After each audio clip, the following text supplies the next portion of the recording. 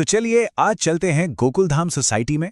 ये एक ऐसी जगह है जहां एक खराब लैपटॉप हो या फिर किसी के जोर के खर्राटे, सब कुछ जबरदस्त कॉमेडी का हिस्सा बन जाता है।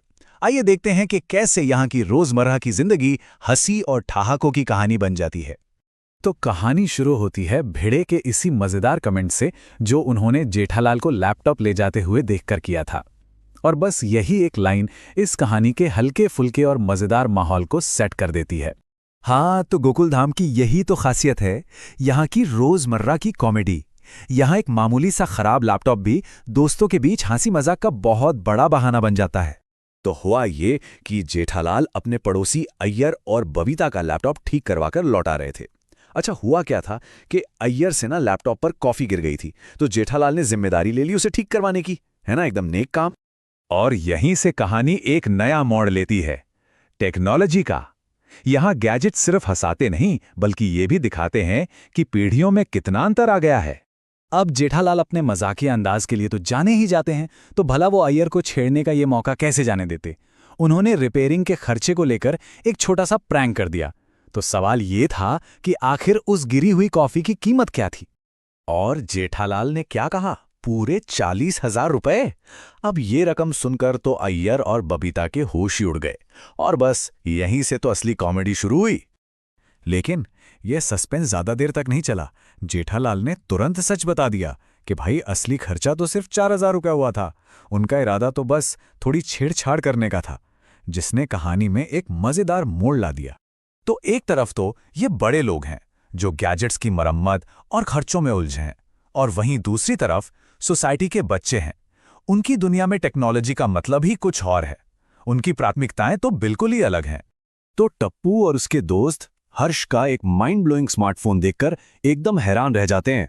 अरे उसमें था क्या क्या, एक से बढ़कर एक गेम्स, फ्री इंटरनेट, वीडियोस और एक मस्त वाला कैमरा। इतना ही नहीं, ऑस्ट्रेलिया में बैठे रिश्तेदारों को फ्री में एसएमएस और फोटो भी भेज सकते थे। आप बताइए, बच्चों के लिए इससे कूल और क्या होगा भला। अब जाहिर है इस नए स्मार्टफोन को देखकर टप्पू भी अपने पापा से एक पर्सनल फोन के लिए जिद करने लगा। लेकिन जवाब क्या मिला, वही जो अक्सर मिलता है कि तुम अभी बहुत छोटे हो।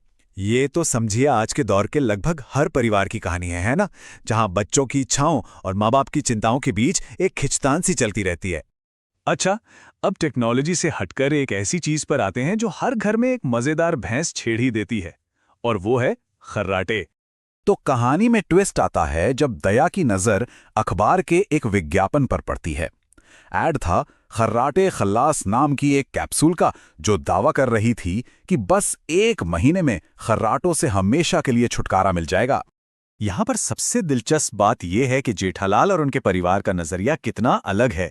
जेठालाल के हिसाब से तो ये बस थकान की वजह से होने वाली एक मामूली सी आवाज है, लेकिन परिवार वालों के लिए उनके खर्राटे ट्रैक्टर जैसे हैं। असली मजा तो इसी कॉन्ट्रास्ट में है। अब इस सिचुएशन में बापूजी अपनी समझदारी दिखाते हैं। वो विज्ञापन के ऐसे चमत्कारी दावे पर आंख बंद करके यकीन नहीं करते। वो सोचते हैं कि इसके साइड इफेक्ट्स भी तो हो सकते हैं। इसीलिए वो फैसला करते हैं कि किसी एक्सपर्ट यानी डॉक्टर हाथी से सलाह ली जाए, और डॉक्टर हाथी उन्हें बिल्कुल सही सलाह देते हैं कि ऐसे गुमराह करने वाले विज्ञापनों पर कभी भरोसा नहीं करना चाहिए। तो ये जो मजेदार किस्से हैं ना, ये सिर्फ हंसाते ही नहीं हैं, बल्कि ये आज के दौर की हकीकत भी दिखाते हैं। जैसा कि शो का सूत्रधार कहता है, और ये बात आज की सच्चाई को बिल्कुल सटीक तरीके से दिखाती है, ये इलेक्ट्रॉनिक गैजेट्स का जमाना है।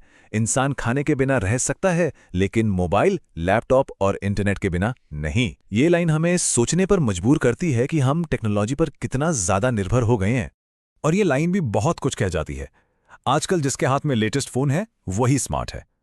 ये उस सामाजिक दबाव की तरफ इशारा करता है जहां किसी का स्टेटस, उसकी स्मार्टनेस उसके गैजेट से तय होने लगी है।